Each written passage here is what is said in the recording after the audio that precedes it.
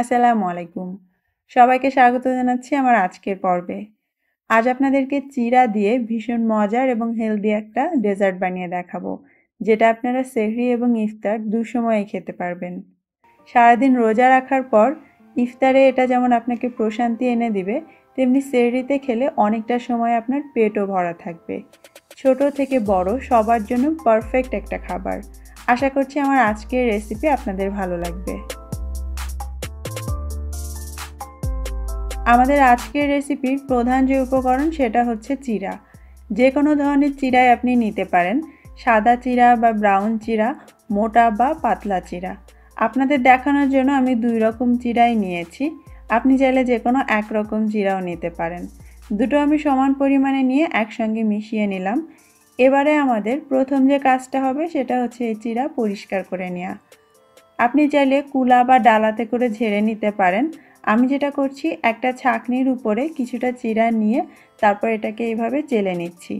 এতে করে ছোট ছোট দানা বা চিড়ার গায়ে যদি কোনো ধানের খোসা লেগে থাকে সেগুলো যেমন পড়ে যাবে, তেমনি আলগা কোনো ময়লা থাকলে সেটাও চলে যাবে। হাত দিয়ে নেড়ে চেড়ে একটু বেছেও নিতে পারেন। দেখতেই পাচ্ছেন নিচের বাটিটাতে কিভাবে আলগা ময়লা এভাবে জমা হয়েছে। এবারে আমরা চিড়া ধুয়ে নিব।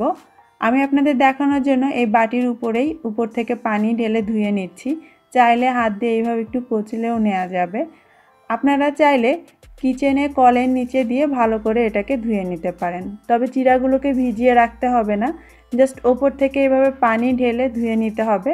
তারপরে পুরোটা পানি খুব ভালোভাবে ঝরিয়ে নিতে হবে। খুব ভালো হয় আপনি যদি এটাকে 10 থেকে 15 মিনিটের জন্য একটু রেখে দেন, তাহলে বাড়তি পানিটাও ঝরে যাবে আর চিড়াগুলো অনেক ঝরঝরে হয়ে যাবে। ফিরে এলাম 10 মিনিট পরে। দেখতেই পাচ্ছেন 10 মিনিট পরে চিড়াগুলো একদম শুকনো হয়ে গিয়েছে আর কতটা ঝরঝরে। আমাদের চিড়া রেডি ডেজার্ট বানানোর জন্য। এবারে আমরা চলে যাচ্ছি বাকি প্রসেসে। আজকের ডেজার্টটা বানানোর জন্য আমাদের ঘন দুধ লাগবে। দুধ আপনি বিভিন্ন উপায়ে ঘন করতে পারেন। আজকে আমি একটা সহজ পদ্ধতি দেখাচ্ছি। হাঁড়িতে আমি 2 কাপ লিকুইড দুধ নিলাম এবং তার সঙ্গে হাফ কাপ দিয়ে দিচ্ছি গুঁড়ো দুধ। এবং মিষ্টি করার জন্য আমি এখানে 2.5 টেবিল চামচ চিনি নিয়েছি। আপনি আপনার টেস্ট অনুযায়ী চিনিটা নিতে পারেন, চাইলে চিনি বাদেও করতে পারেন। গুঁড়ো দুধটা দিলাম যাতে আমাদের দুধটা ভালো করে একটু ঘন করা যায়। এবারে এইভাবে নেড়ে চেড়ে মিডিয়াম আঁচে আমি 15-20 মিনিট একটু জাল করে নিব। এতে করে আমাদের দুধটা বেশ ঘন হয়ে যাবে। তারপরে চুলা থেকে নামিয়ে পুরোপুরি ঠান্ডা করে আমরা এই দুধ ব্যবহার করব। আপনি চাইলে ঠান্ডা করার পরে এটাকে ফ্রিজে রেখে দিতে পারেন এবং ইফতার বা সেহরির আগে ওই ঠান্ডা দুধটা ব্যবহার করতে পারেন। যদি আপনার হাতে সময় কম থাকে সেক্ষেত্রে আপনি দোকান থেকে কেনা এভাপোরেটেড মিল্কও ব্যবহার করতে পারেন। আজকের ডেজার্ট বানাতে আমি কিছু ফল ব্যবহার করব। তার মধ্যে আমি 1 কাপ নিয়েছি পাকা আম এবং 1 কাপ নিয়েছি পাকা কলা। দুটোই আমি টুকরো করে কেটে নিয়েছি। অন্য কোনো ফল নেওয়ার দরকার নেই। আমি এর সঙ্গে আরও কিছু নারিকেল কোড়া নিব এবং আমাদের যেটা লাগবে সেটা হচ্ছে মিষ্টি দই। এর রেসিপি আমি 2 দিন আগেই আপনাদের সঙ্গে শেয়ার করেছি। সাথে কিছু কিশমিশও আমি ব্যবহার করব, তবে এটা অপশনাল। এবারে মিক্সিংয়ের পালা। প্রথমেই আমি একটা বাটিতে মিষ্টি দইটা নিয়ে নিচ্ছি। যদি আপনার কাছে মিষ্টি দই না থাকে সেক্ষেত্রে আপনি টক দইয়ের সঙ্গে কনডেন্স মিল্ক মিলিয়েও কিন্তু এই মিষ্টি দইয়ের সাবস্টিটিউট হিসেবে ব্যবহার করতে পারেন। তারপরে এর মধ্যে সেই যে আমরা দুধটা জাল করে ঘন করে রাখলাম সেখান থেকে কিছুটা দিয়ে দিচ্ছি। কতটা দিবেন এটা আপনার উপর ডিপেন্ড করছে। যদি পাতলা করে ডেজার্টটা বানাতে চান তাহলে দুধের পরিমাণ বেশি দিবেন, আর যদি ঘন করে বানাতে চান তাহলে দইয়ের পরিমাণ বেশি দিতে হবে। পুরোটাই আপনার নিজস্ব টেস্টের উপরে নির্ভর করছে। একসঙ্গে দুধ আর দইটা ভালো করে মিশিয়ে নেওয়ার পর এবারে আমি এর মধ্যে আম আর কলার টুকরো দিয়ে দিচ্ছি। সেই সঙ্গে দিয়ে দিচ্ছি নারকেল কোড়া এবং কিশমিশ। এর মধ্যে আপেল আঙুর এগুলো দেওয়ার কোনো দরকার নেই। সবশেষে আমরা এর মধ্যে সেই ধুয়ে শুকিয়ে রাখা চিড়াগুলো দিয়ে দিচ্ছি এবং অবশ্যই চিমটি পরিমাণ একটু লবণ দিতে ভুলবেন না। এতে করে এর টেস্টটা কিন্তু আরও অনেক বেশি বেড়ে যায়। সব কিছু আমি একসঙ্গে মিশিয়ে নিয়েছি। ব্যাস, আমাদের তৈরি হয়ে গেল চিড়ার তৈরি ভীষণ মজার ডেজার্ট। আসলে এটা দই চিড়ার একটা নতুন সংস্করণ। এবারে পরিবেশন করার জন্য ছোট ছোট কাপ বা বাটিতে আপনি এইভাবে মেশানো দই চিড়ার মিশ্রণটা দিয়ে দিতে পারেন। আর এটাকে আরও বেশি আকর্ষণীয় করার জন্য ওপর দিয়ে কিছু নারকেল কোড়া বা ফলের টুকরো দিয়ে সাজিয়ে দিতে পারেন, যেভাবে আপনার পছন্দ। তবে আগে থেকে এটাকে মিক্স করে রাখবেন না, সব কিছু রেডি করে রাখতে পারেন, খাওয়ার আগে আগে এগুলোকে মিশিয়ে নিলে ভালো হয়। আবার আপনি যদি চান একটু ভালোভাবে এটাকে পরিবেশন করতে, তাহলে চাইলে এইভাবেও করতে পারেন, লেয়ার করে। প্রথম লেয়ারে আমি সেই চিড়া দিয়ে দিয়েছি, তারপরে দিচ্ছি কিছু আম এবং একে একে আমি কলা, নারিকেল সব কিছু দিয়ে একটা লেয়ার তৈরি করে নিব। তবে এটা অপশনাল, আপনি চাইলে সব কিছু আগের মতো মিক্স করেও কিন্তু পরিবেশন করতে পারেন।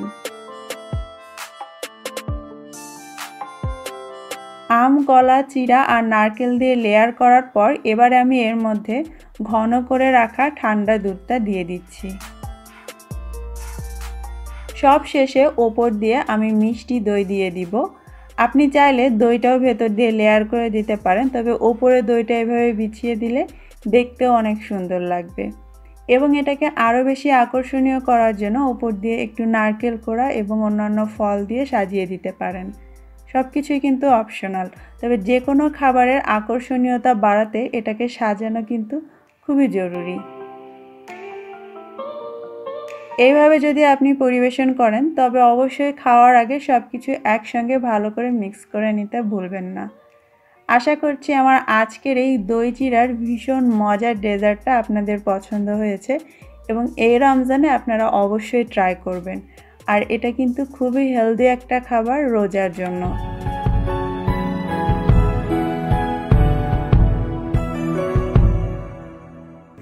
ইফতার টেবিলে অন্যান্য খাবারের সাথে একটা ডেজার্ট থাকলে কিন্তু মন্দ হয় না, আর সেটা যদি হয় ঠান্ডা ঠান্ডা প্রাণ জুড়ানো, তাহলে তো একেবারে লাড়ে লাপ্পা। তাই আজকের পর্বে আমি আপনাদেরকে ভীষণ মজার ঠান্ডা ঠান্ডা একটা ফালুদা তৈরি করে দেখাবো, যেটা ইফতারে খেলে মন এবং পেট দুটোই ঠান্ডা হয়ে যাবে। আর শুধু ইফতারে কেন, গরমের দিনে যে কোনো সময় আপনি এই ঠান্ডা ডেজার্টটা তৈরি করতে পারবেন। ফালুদা তো অনেক রকম হয়ে থাকে, তবে আমাদের পুরান ঢাকার ফালুদার কিন্তু স্বাদই আলাদা। তাই আজকের পর্বে আমি আপনাদেরকে অরিজিনাল ঢাকাইয়া ফালুদাটা তৈরি করে দেখাবো। আশা করছি আপনাদের সবার ভালো লাগবে। শুরুতেই আমরা ঢাকাইয়া ফালুদার যে মূল আকর্ষণ সেটা তৈরি করে নিব, অর্থাৎ খিরসা। তার জন্য এখানে আমি 2 লিটার দুধ নিয়েছি, আর আমি এখানে একটা স্টিলের হাঁড়ি ব্যবহার করছি। আর দুধটাকে নাড়ার জন্য আমি একটা স্টিলের চামচ নিব, এতে করে তলাটা ঘেঁষে ঘেঁষে নাড়তে আমাদের সুবিধা হবে। আর প্রথম বলক আসা পর্যন্ত অবশ্যই আপনাকে এইভাবে তলা ঘেঁষে নেড়ে যেতে হবে, তা না হলে কিন্তু নিচে মিল্ক সলিডটা জমা হবে আর সেটা আস্তে আস্তে পুড়তে পুড়তে ভারী হয়ে যাবে, তখন স্মুথ একটা খিরসা আপনি পাবেন না। এখন আমাদের কাজ হচ্ছে এই দুধটাকে ঘন করে ফেলা। আর ঘন করার নিয়ম তো আপনারা সবাই জানেন, এইভাবে তলা ঘেঁষে ঘেঁষে নাড়তে হবে। একদম পুরোটা সময় ধরে নাড়ার দরকার নেই, প্রথম 2-1 বার বলক এসে গেলে তারপর আপনি এটাকে চুলার উপরে এভাবে রেখে দিতে পারেন। আর চামচটা এভাবে দুধের মধ্যেই রাখবেন, তাহলে এটা উতলে পড়ে যাবে না। আর মাঝে মধ্যে আপনাকে এইভাবে একটু তলাটা ঘেঁষে নেড়ে দিতে হবে, সেই সঙ্গে সাইডে যদি সর জমে সেগুলো একটু দুধের মধ্যে মিশিয়ে দিবেন, তাহলে দুধটা একদম সুন্দরভাবে ঘন হবে। চুলার আঁচ বেশি কমাবেন না, আমি মিডিয়াম হাইতে রেখেছি এবং আমার 40 মিনিটের মধ্যেই দেখতে পাচ্ছেন দুধটা ঘন হয়ে একদম ব্রাউন হয়ে গিয়েছে। এই পর্যায়ে আপনি এর মধ্যে চিনি অ্যাড করবেন, কারণ দুধ ঘন হয়ে যাওয়ার পর কিন্তু ন্যাচারালি বেশ কিছুটা মিষ্টি হয়ে যায়। তো এই পর্যায়ে আপনার যেমন মিষ্টি লাগে সেই হিসেবে চিনি আপনি এখানে অ্যাড করবেন। আমি এখানে 1/4 কাপের থেকে একটুখানি বেশি চিনি দিয়েছি। অর্থাৎ আমাদের খিরসাটা কিন্তু একটু মিষ্টি মিষ্টি হবে, কারণ পরের সঙ্গে আমরা আরও কিছু উপকরণ মিলাবো, তখন যাতে মিষ্টিটা কম না মনে হয়। চিনিটা দেওয়ার পর আরও কিছুক্ষণ একটু নেড়ে চেড়ে এটাকে ফোটাতে হবে, ধরুন 1 থেকে 1.5 মিনিট, যাতে চিনিটা ভালো মতো গলে যায়। তবে কোনোভাবে এটাকে অনেক বেশি ঘন করে ফেলা যাবে না, কারণ ঠান্ডা হলে এটা তাহলে টাইট হয়ে যাবে অনেকটা দইয়ের মতো। তাই এরকম কিছুটা পাতলা থাকতেই আপনাকে চুলা থেকে নামাতে হবে, যাতে ঠান্ডা হলে এটা একটু লিকুইডই থাকে, খুব বেশি ঘন না হয়। এবারে আমরা ফালুদার আরেকটি গুরুত্বপূর্ণ উপাদান সাবুদানা সেদ্ধ করে নিব। তার জন্য পর্যাপ্ত পরিমাণ ফুটন্ত পানিতে আমি আধা কাপ সাবুদানা ঢেলে দিলাম। মাঝে মধ্যে এভাবে একটু নেড়ে চেড়ে দিতে হবে, যাতে তলায় লেগে না যায়। আর চুলার আঁচটা আমি মিডিয়াম হাইতে রেখেছি। কতটুকুন এই সাবুদানা সেদ্ধ করতে হবে বা কখন বুঝবেন এটা ঠিকমতো সেদ্ধ হয়েছে তা বোঝার উপায় হচ্ছে চামচে করে এভাবে তুলে দেখবেন সাদা সাদা অংশগুলো যখন পরিমাণে অনেক কমে যাবে অর্থাৎ ছোট ছোট ডটের মতো দেখা যাবে তখনই বুঝবেন যে সাবুদানা সেদ্ধ হয়ে গিয়েছে। এর থেকে বেশি সেদ্ধ করতে গেলে কিন্তু সেটা একটু আঠালো মতো হয়ে যায়। চুলা থেকে নামিয়ে প্রথমে ছাঁকনিতে করে গরম পানিটা নিংড়ে ফেলে দিতে হবে। তারপর এর উপরে একটু ঠান্ডা পানি দিয়ে এভাবে ধুয়ে নিলে এটা ঠান্ডা হয়ে যাওয়ার পরেও অনেক ঝরঝরে আর দানাদার থাকবে। আর এই সাবুদানাগুলো আপনি একবার সেদ্ধ করে ফ্রিজে নর্মাল চেম্বারে 3-4 দিন পর্যন্ত রেখে খেতে পারবেন। আর যদি চান একটা বাটিতে সাবুদানা নিয়ে অল্প একটু ঠান্ডা পানিতে ডুবিয়ে রাখলে এটা আরও বেশি ঝরঝরে থাকবে। এবারে আমরা ঢাকাইয়া ফালুদার যে স্পেশাল নুডলস বা যেটাকে ফালুদা শেপ বলে সেটা তৈরি করব। তার জন্য একটা হাঁড়িতে আমি আধা কাপ কর্নফ্লাওয়ার নিয়ে নিলাম, এটাকে কর্নস্টার্চও বলে। সাথে 1 চিমটি দিয়ে দিচ্ছি লবণ এবং একটু চিনিও দিচ্ছি 1 টেবিল চামচের মতো। এতে করে এই ফালুদা শেপটা খুব বেশি আলুনি লাগবে না খেতে। আর পানি দিয়ে দিচ্ছি 1.5 কাপ। আধা কাপ আমি নিয়েছিলাম কর্নফ্লাওয়ার, তার জন্য 1.5 কাপ পানি নিচ্ছি, অর্থাৎ 2 ডাবল। প্রথমে এই সব কিছুকে একসঙ্গে ভালো করে মিলিয়ে নিব। এই পর্যায়ে কিন্তু চুলাটা অফ আছে। যখন পানির সঙ্গে কর্নফ্লাওয়ারটা খুব ভালোভাবে মিশে যাবে তখন আমি চুলাটা অন করব। আর চুলার আঁচটা একটু কম রাখতে হবে, মিডিয়াম লোতে রাখলে সব থেকে ভালো হয়। এইবারে অল্প আঁচে নেড়ে চেড়ে আমাদেরকে একটা মিশ্রণ তৈরি করতে হবে। খুব বেশি সময় লাগে না, পানিটা গরম হতে হতেই দেখবেন নিচের থেকে কর্নফ্লাওয়ারটা এরকম দলা পাকাতে শুরু করেছে। আপনার চেষ্টা থাকবে যে এক জায়গায় বেশি দলা না পাকিয়ে এটা হালুয়ার মতো মসৃণ একটা মণ্ড যাতে হয় সেটা করতে। এই যে দেখতে পাচ্ছেন এরকম, আর ঘন ঘন এটাকে নাড়তে হবে। যখন দেখবেন যে এটা বেশ ঘন মসৃণ চকচকে একটা হালুয়ার মতো দেখতে লাগছে তখন চুলা থেকে নামিয়ে ফেলতে হবে। আর এই মিশ্রণটার ঘনত্ব ঠিক এরকম হবে। এর থেকে যদি বেশি পাতলা করে ফেলেন তাহলে পানিতে দেওয়ার সঙ্গে সঙ্গে সেটা মিশে যেতে পারে। এখন নুডলসের শেপ দিতে হবে, তার জন্য আমি একটা পটেটো ম্যাশার ইউজ করছি যার এরকম ছোট ছোট ছিদ্রওয়ালা চাটকি আছে। এর মধ্যে আমরা গরম গরম সেই মিশ্রণটা ঢুকাবো। একদম ঠান্ডা হলে কিন্তু নুডলসগুলো ভেঙে ভেঙে যাবে, অবশ্যই কিছুটা গরম থাকতে হবে এই পর্যায়ে। এবারে নুডলসগুলো আমাদেরকে ঠান্ডা পানিতে ফেলতে হবে। তার জন্য আগে থেকে একটা বাটিতে ফ্রিজের ঠান্ডা পানি সাথে কিছু বরফ দিয়ে রেখেছিলাম, তার মধ্যে মিশ্রণটা প্রেস করে আমি এভাবে ফেললাম। পানিটা কিন্তু খুব ঠান্ডা হতে হবে যাতে মিশ্রণটা এই ঠান্ডা পানিতে পড়েই যেভাবে পড়েছে সেভাবে শেপটা ধরে রাখতে পারে। আর পানিতে দেওয়ার সঙ্গে সঙ্গে এটাকে নাড়াচাড়া করবেন না, 5 মিনিট অপেক্ষা করবেন। যখন এটা সেট হয়ে যাবে তখন দলাগুলো ভেঙে আপনি ইউজ করতে পারেন। আর এটা একবার বানিয়ে ফ্রিজের নর্মাল চেম্বারে 2 থেকে 3 দিন পর্যন্ত রেখে আপনারা খেতে পারবেন। তবে পানি থেকে উঠিয়ে নয়, পানির মধ্যেই ডুবিয়ে রাখতে হবে। ফালুদা শেপ, সাবুদানা এবং খিরসা ছাড়াও আমাদের আরও কিছু ড্রাই এবং ফ্রেশ ফ্রুট লাগবে। তার মধ্যে আছে কিশমিশ, চিকন করে কাটা আপেল, ডালিম বা আনার দানা, খুরমা। এগুলোকে 4-5 ঘন্টা পানিতে ভিজিয়ে রেখে তারপর পাতলা করে কেটে নিতে হবে, সেই সঙ্গে পাকা কলা। এবারে সার্ভিংয়ের পালা। আর গ্লাসে নয়, পুরান ঢাকার মতোই বাটিতে আমি এখন সার্ভ করে দেখাবো। প্রথমেই বাটির এক পাশে আমি সেই ফালুদা শেপটা দিয়ে দিলাম পানি থেকে উঠিয়ে, সাথে দিয়ে দিচ্ছি সেদ্ধ সাবুদানা। সব কিছু কিন্তু এখন ঠান্ডা আছে, হয় রুম টেম্পারেচারে বা ফ্রিজে রেখেও ঠান্ডা করে রাখতে পারেন। তার উপরে আমি দিয়ে দিচ্ছি পাকা কলা, পাতলা পাতলা স্লাইস করে দিতে হবে। কিছুটা এখন দিচ্ছি আর কিছুটা আমি পরে দিব। কোনটা কতটুকুন নেবেন নিজের পছন্দ মতো নিতে পারেন। এবারে আমরা সেই খিরসাটা দিয়ে দিচ্ছি। দেখুন ঠান্ডা হওয়ার পর এটা কিন্তু বেশ ঘন হয়েছে। এখন এটা পছন্দ মতো পরিমাণে ওপর দিয়ে দিতে হবে যাতে সাবুদানা আর ফালুদা শেপটা কভার হয়ে যায়।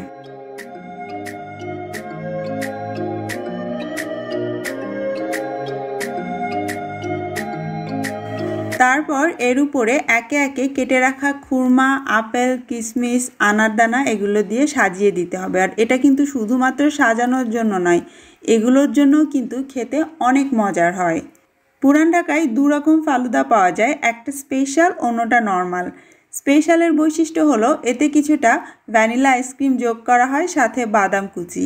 তো আপনি চাইলে আইসক্রিম আর বাদাম কুচিটা বাদ দিতে পারেন, তবে দিলে অবশ্যই খেতে বেশি মজা লাগবে। আর খাওয়ার জন্য অবশ্যই আপনাকে সব কিছু মিক্স করে খেতে হবে। আপনি চাইলে পুরোটা একসঙ্গে মিক্স করে নিতে পারেন, আবার এক পাশ থেকেও খেতে পারেন। কেউ কেউ এর সঙ্গে বরফ কুচি দিয়ে খেতে পছন্দ করেন, তবে খিরসাটা যদি ফ্রিজে রেখে দেন আর বাকি সব কিছু ঠান্ডা থাকে তাহলে বরফ কুচি না হলেও চলবে, আর চাইলে দিতেই পারেন। ব্যাস তৈরি হয়ে গেল আমার পুরান ঢাকার স্টাইলে স্পেশাল ফালুদা।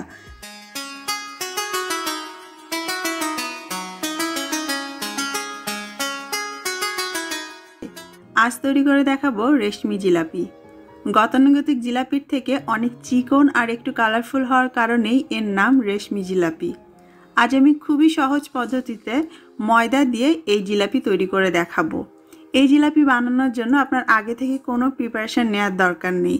ঝটপট ময়দার ব্যাটার বানিয়ে চটপট বানিয়ে নিতে পারবেন রসালো মুচমুচে এই জিলাপিগুলো। চলুন তাহলে শুরু করা যাক।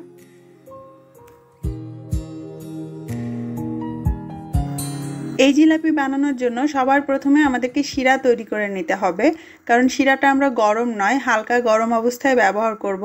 তাই আগে বানিয়ে রাখলে আমাদের জিলাপি ভেজানোর সময় এটা আমাদের পছন্দ মতো গরম অবস্থায় থেকে যাবে।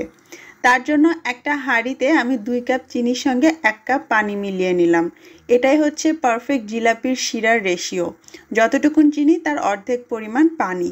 তবে এখানে একটা জিনিস খেয়াল করতে হবে, এই শিরাটা যেন অতিরিক্ত আঠালো বা চটচটে না হয়।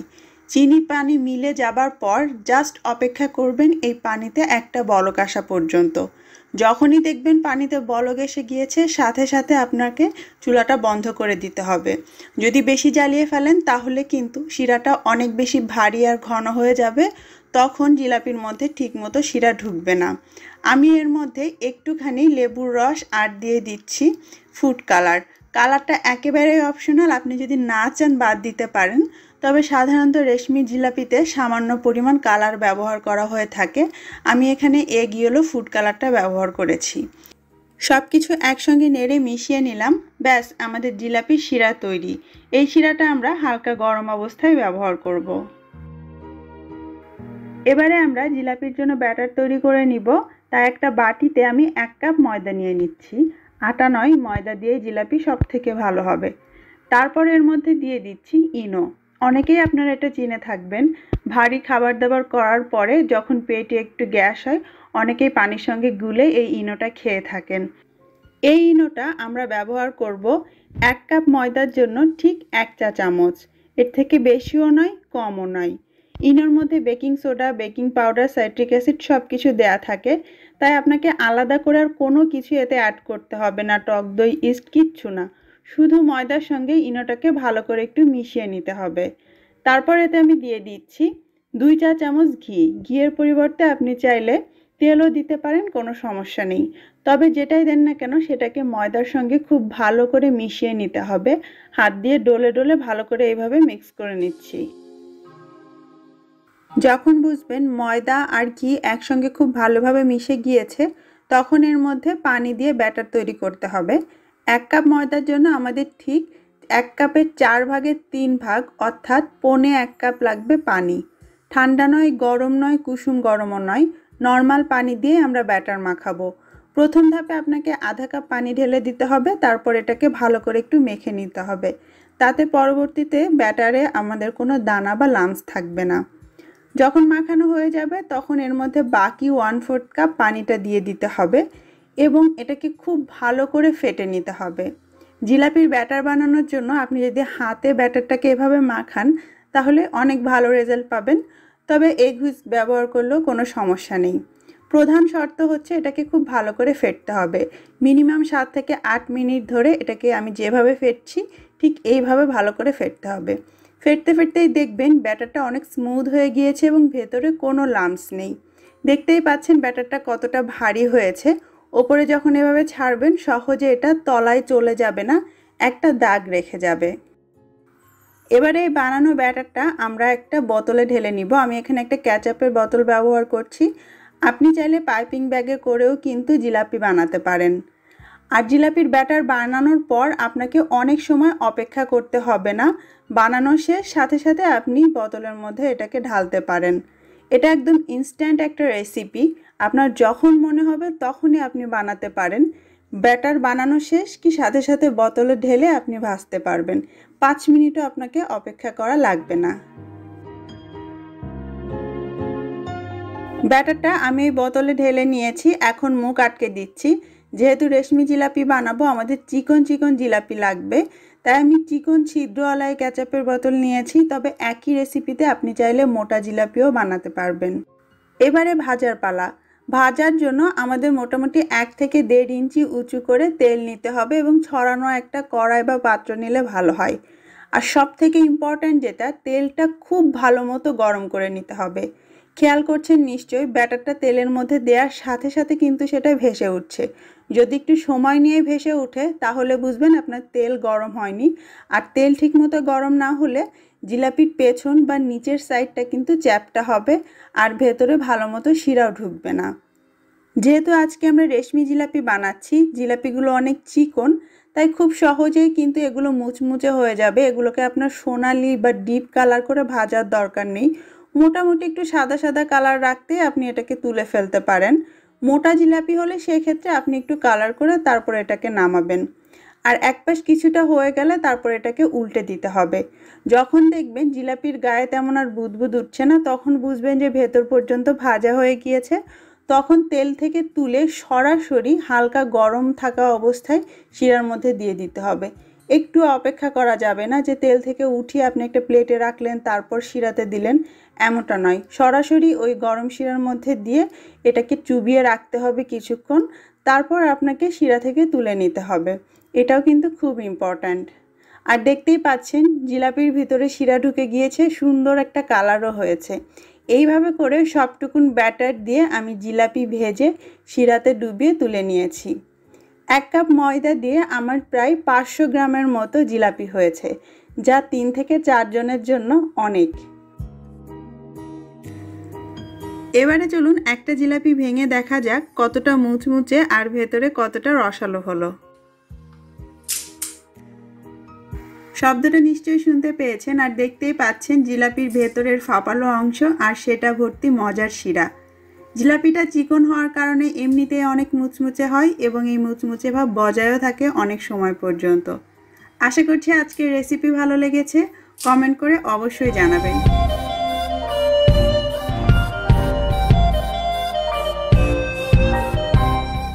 আজকের পর্বে আমি আপনাদেরকে সব ধরনের টিপস সহ পারফেক্ট বুন্দিয়া কিভাবে ঘরে বানানো যায় সেটাই দেখাবো। এবং আপনারা যদি মনোযোগ সহকারে পুরো ভিডিওটা দেখেন, আমার বিশ্বাস আপনারা প্রথমবারেই পারফেক্ট বুন্দিয়া নিজেই তৈরি করতে পারবেন। চলুন তাহলে দেরি না করে দেখে নেওয়া যাক এর পুরো প্রস্তুত প্রণালী। বুন্দিয়া বানাতে আমাদের লাগবে বেসন। আমি আজকে 1 কাপ বেসনের বুন্দিয়া বানিয়ে দেখাবো। তাই প্রথমেই একটা বাটিতে 1 কাপ বেসন চেলে নিচ্ছি। চেলে নিলে যে উপকারটা হবে সেটা হচ্ছে বেসনের ভেতরে থাকা দলাগুলো ভেঙে যাবে। তাতে করে এই বেসন খুব সহজেই পানির সঙ্গে মিশিয়ে ব্যাটার তৈরি করা যাবে। আমি এই কাপের ঠিক 1 কাপ বেসন মেপে নিয়েছিলাম, তারপর সেটা চেলে নিয়েছি। এখন এই কাপেরই 3/4 কাপ পানি আমি নিব, অর্থাৎ এই কাপটার 4 ভাগের 3 ভাগ পানি আমাদের লাগবে। তারপর অল্প অল্প করে পানি দিয়ে ভালো করে একটা ব্যাটার মাখিয়ে নিব। ভালো বুন্দিয়া না হওয়ার পিছনে যে প্রধান কারণ সেটা হচ্ছে বুন্দিয়ার গোলাটা ঠিকমতো তৈরি না হওয়া। হয়তো পানি বেশি হয়ে যায় বা কম হয়ে যায়। তাই 1 কাপ বেসনের জন্য আপনি যদি 3/4 কাপ পানি নেন, আপনার বুন্দিয়া পারফেক্ট হবেই। এবং আপনি চাইলে এতে 2 চা চামচ পরিমাণ তেলও দিতে পারেন। তবে আজকে আমি তেল ছাড়াই বুন্দিয়াটা বানানোর চেষ্টা করছি।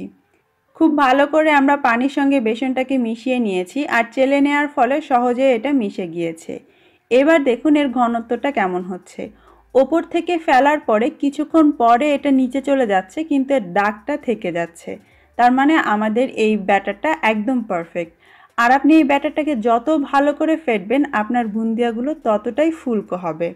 তাই খুব ভালো করে মিনিমাম 5-6 মিনিট ধরে এটাকে এভাবে ফেটবেন হাতে বা এরকম একটা হুইস্ক দিয়ে। আমার ব্যাটারটা রেডি হয়ে গিয়েছে। এইবার এই ব্যাটার থেকে সামান্য কিছু আমি একটু আলাদা করে নিচ্ছি। আমরা যারা দোকান থেকে বুন্দিয়া কিনে খেয়েছি আপনারা সবাই দেখেছেন দোকানের বুন্দিয়ার ভেতরে কিছু লাল লাল বুন্দিয়া থাকে, দেখতে ভালো লাগে। তো সেই লাল বুন্দিয়াগুলো করার জন্য আলাদা একটা বাটিতে আমি হাফ কাপের মতো একটু ব্যাটার নিয়ে নিলাম।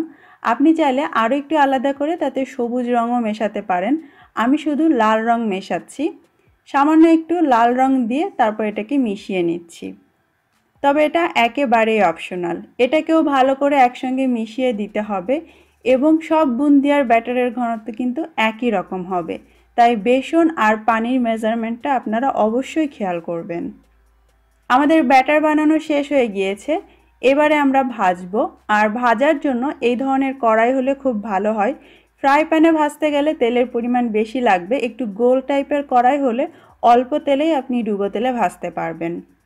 আর তেলটা ভালো করে গরম করে নেওয়া খুবই জরুরি। এই যে আমি আপনাদেরকে দেখাচ্ছি, এক ফোঁটা দিলাম, এটা কিন্তু একটু সময় নিয়ে তারপরে তেলের উপরে ভেসে উঠছে।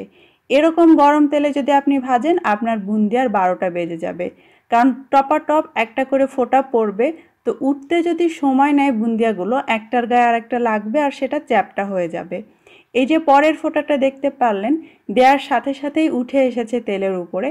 এরকম গরম তেলে অবশ্যই আপনাদেরকে বুন্দিয়াগুলো ভাজতে হবে।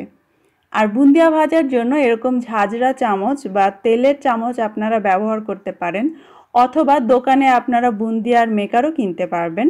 তবে সব থেকে ইম্পর্ট্যান্ট হচ্ছে তেল থেকে কিছুটা উঁচুতে এটা ধরতে হবে, খুব বেশি উঁচুতে নয়, আবার একদম তেলের গায়ে গায়েও নয়, মোটামুটি 6 থেকে 7 ইঞ্চি উঁচু রাখতে হবে। এছাড়া আপনার কাছে যদি এই ঝাঁঝরা চামচ না থাকে, ছিদ্রওয়ালা যে কোনো পাত্রেই আপনি এটা করতে পারেন। যেমন আজকে আমি এই ছাঁকনিতে করে বুন্দিয়াগুলো বানাবো। নিয়ম কিন্তু একই, কিছুটা ব্যাটার মাঝখানে এভাবে দিয়ে দিতে হবে এবং জাস্ট 6 থেকে 7 ইঞ্চি তেলের উপরে উঁচু করে ধরে দাঁড়িয়ে থাকতে হবে। কোনো ঝাঁকাঝাঁকি, চাপাচাপি, নাড়ানাড়ি কিচ্ছু করতে হবে না। ছিদ্র দিয়ে এমনিতেই টপ টপ করে ফোটায় ফোটায় ব্যাটারটা পড়বে আর গরম তেলে পড়ে সাথে সাথে এটা উপরে ভেসে উঠবে। যদি কোনো কারণে আপনি দেখেন যে বুন্দিয়াগুলো চ্যাপটা হচ্ছে, তখন আপনি বুঝবেন আপনার তেল গরম হয়নি, যার কারণে ফুলে উপরে উঠতে উঠতে আরেকটা এর গায়ে পড়ছে এবং সেগুলো চ্যাপটা হয়ে যাচ্ছে। এবং আল্লাহর দোহাই লাগে, দয়া করে এই ছাঁকনি বা যেটাই আপনি নেন না কেন সেটা ঝাঁকাঝাঁকি বা নাচানাচি করতে যাবেন না। এতে করে ব্যাটারটা দ্রুত পড়তে শুরু করবে এবং একটা ফোঁটার গায়ে আরেকটা ফোঁটা লেগে বড় বড় আকারে বুন্দিগুলো তেলে পড়বে, যার কারণে এটা অনেক বড় সাইজে হবে এবং শেপটাও অনেক নষ্ট হয়ে যাবে। তাই জাস্ট এভাবে ধরে দাঁড়িয়ে থাকবেন যতক্ষণ পড়ার টপ টপ করে নিজেরাই পড়বে। এবং এগুলোকে খুব বেশি সময় ধরে মচমচে করে ভাজবেন না, তেলটা যেহেতু গরম থাকবে খুব সহজেই ওপরটা বেশ ক্রিস্পি হয়ে যাবে। মোটামুটি 1 মিনিটের মতো ভাজলেই এনাফ। তারপরে আপনাকে তেল থেকে তুলে ফেলতে হবে। দেখতেই পাচ্ছেন কত সুন্দর মুক্ত দানার মতো বুন্দিয়াগুলো হয়েছে। এইভাবে করে আপনাকে সব বুন্দিয়া ভেজে নিতে হবে। তবে প্রত্যেকবার বুন্দিয়া ভাজার আগে যেটাতে করে আপনি ভাজছেন সেটা একটু পরিষ্কার করে নেবেন, মিনিমাম পক্ষে এটাকে একটু মুছে নেবেন। এতে করে এই ছিদ্রগুলো খুব ক্লিন হয়ে যাবে এবং পরের ব্যাচের বুন্দিয়াগুলো সুন্দরভাবে পড়বে। এই ব্যাচে আমি আপনাদেরকে লাল বুন্দিয়া ভেজে দেখাচ্ছি এবং এটাও আগের নিয়মে মাঝখানে কিছুটা ব্যাটার একটু ছড়িয়ে দিয়ে জাস্ট ধরে দাঁড়িয়ে থাকবো এবং তেল থেকে মোটামুটি 6 থেকে 7 ইঞ্চি উপরে আমাদেরকে এটা ধরতে হবে। যতক্ষণ পরার এটা পড়বে তারপরে আমি এটা সরিয়ে নিব এবং এই বুন্দিয়াগুলো 1 মিনিটের মতো এই একই আঁচে আমি ভেজে নিব। চুলার আঁচটা আমি বরাবরই রেখেছি মিডিয়ামে। বুন্দিয়াগুলো ভাজা হয়ে গিয়েছে, এবার আমি তেল থেকে তুলে নিচ্ছি আর সবগুলো বুন্দিয়া একইভাবে ভেজে নিব যতক্ষণ না ব্যাটারটা শেষ হচ্ছে। আমার সবগুলো বুন্দিয়া ভাজা শেষ। দেখতেই পাচ্ছেন 1 কাপ বেসন দিয়ে আমি কতগুলো বুন্দিয়া বানিয়েছি। এগুলো হচ্ছে কালার ছাড়া আর এগুলো কালার সহ। আর এই বুন্দিয়াগুলো হালকা ক্রিস্পি হবে, এভাবে চাপ দিলে ভেঙে যাবে, তবে অনেক বেশি ক্রিস্পি নয়। আর বুন্দিয়া বানানোর সময় দেখবেন কিছু থাকবে যেগুলো একটু তেরা বেঁকা হবে, কোনোটা লেস থাকবে, কোনোটা একটু সুচালো হবে। তো আপনি চাইলে সেগুলো আলাদা করে ফেলতে পারেন বা ওই অংশগুলো একটু ভেঙে নিতে পারেন। আবার না নিলেও হবে, বেশিরভাগই দেখবেন খুব সুন্দর এরকম গোল গোল হবে। তো আমাদের বুন্দিয়া বানানো শেষ, এবারে আমরা শিরা তৈরি করব। শিরার জন্য আমি 1 কাপ চিনি নিয়েছি এবং তার মধ্যে আমি এই একই কাপের ঠিক হাফ কাপ পানি নিয়ে নিচ্ছি। এখানে আমি যতটুকুন শিরা বানিয়ে দেখাচ্ছি সেটা 1 কাপ বেসনের বুন্দিয়ার জন্য। যদি আপনি বেশি করে বানান সেক্ষেত্রে আপনার শিরার পরিমাণটাও বাড়াতে হবে। তারপর মিডিয়াম হাই আছে এইভাবে নেড়ে চেড়ে এই শিরার পানিতে আমি ভালো করে বলক তুলে নিব। আর যে মাত্রই আপনি দেখবেন যে পানিতে বলক চলে এসেছে সাথে সাথে চুলাটা বন্ধ করে দিতে হবে, একটুও দেরি করা যাবে না। আর শিরাটা যেহেতু ঘন থাকবে তাই পরে যাতে এটা জমে না যায় তাই এর মধ্যে একটুখানি লেবুর রস দিয়ে দিতে হবে। ফ্লেভার করার জন্য আপনি রোজ ওয়াটার দিতে পারেন, কেওড়া ওয়াটার দিতে পারেন, আমি দিচ্ছি ঘি। এতে করে মনে হয় বুন্দিয়াগুলো ঘিয়ে ভাজা, তবে আপনার পছন্দ মতো আপনি চাইলে এলাচ গুঁড়োও দিতে পারবেন। ঘিটা ভালো করে মিশিয়ে নিচ্ছি। আমি যেহেতু ইলেকট্রিক চুলায় এটা বানাচ্ছি তো চুলা বন্ধ করার পরেও দেখবেন যে তাপটা থেকে যায়, তো এই জন্য আমি সাথে সাথে এই প্যানটা নামিয়ে নিচ্ছি যাতে আমাদের শিরাটা বেশি ঘন না হয়ে যায়। শিরা বেশি ঘন হলে কিন্তু বুন্দিয়ার মধ্যে রসটা ঢুকবে না। এবং চুলা থেকে নামিয়ে সাথে সাথে ওই গরম শিরার মধ্যে আমি বুন্দিয়াগুলো ঢেলে দিব। ঠান্ডা করে তারপরে ঢালতে যাবে না, তাহলে কিন্তু ঠিকমতো শিরাটা সোক করতে পারবে না। এখন দেখতে পাচ্ছেন শিরার পরিমাণ অনেক বেশি, আপনাকে অপেক্ষা করতে হবে এই পুরোটা শিরা টেনে যাওয়া পর্যন্ত। এজন্য আপনি চাইলে ঢাকনা দিয়ে ঢেকে 10 মিনিট একদম লো আঁচে রেখে দিতে পারেন চুলার উপরে, অথবা 1 ঘন্টা পর্যন্ত অপেক্ষা করতে পারেন যতক্ষণ না শিরাটা এইভাবে বুন্দিয়া টেনে নেয়। আমি 1 ঘন্টা পরে ফিরে এলাম আর এর মাঝে আমি বেশ কয়েকবার বুন্দিয়াগুলো একটু নেড়ে চেড়ে দিয়েছি। একবার আমি চুলায় একদম লো আঁচে 5 মিনিট মতো রেখেছিলাম, এতে করে শিরাটা খুব ভালোভাবে টেনে গিয়েছে। তখন যে দেখেছিলেন কতটা বাড়তি শিরা ছিল, এখন কিন্তু তা আর নেই। আর বুন্দিয়াগুলোর সাইজও অনেক বড় হয়ে গিয়েছে। এইবার আমি একটা বুন্দিয়া আপনাদেরকে দেখাই। দেখতেই পাচ্ছেন কত সুন্দর রসালো দেখতে হয়েছে, আর চাপ দিলেই এর ভেতর থেকে রসটা বের হয়ে আসবে। আর ক্রিস্পি বুন্দিয়া সুন্দর কিন্তু নরমও হয়ে গিয়েছে। আর টেস্ট মাশাআল্লাহ খুবই মজার হবে। আজকের ভিডিওতে কিন্তু আমি আপনাদের সঙ্গে বুন্দিয়া বানানোর জন্য অনেকগুলো গুরুত্বপূর্ণ টিপস অ্যান্ড ট্রিক্স শেয়ার করেছি। আপনারা যদি মনোযোগ দিয়ে আমার ভিডিওটা দেখেন, দরকার হলে 2-3 বার দেখেন, তাহলেই আপনারা মূল জিনিসটা বুঝে ফেলতে পারবেন এবং এভাবে বানালে প্রত্যেকবার পারফেক্ট বুন্দিয়া বানাতে পারবেন। এমনকি যারা কখনো বুন্দিয়া বানাননি তারাও ইনশাআল্লাহ প্রথমবারে এরকম পারফেক্ট বুন্দিয়া বানাতে সক্ষম হবেন। আশা করছি আমার আজকের ভিডিও এতটুকুন হলেও আপনাদের কাজে আসবে, আর সেটা হলেই আমার সার্থকতা। সবাই অনেক ভালো থাকবেন, আমার জন্য দোয়া করবেন। আল্লাহ হাফেজ।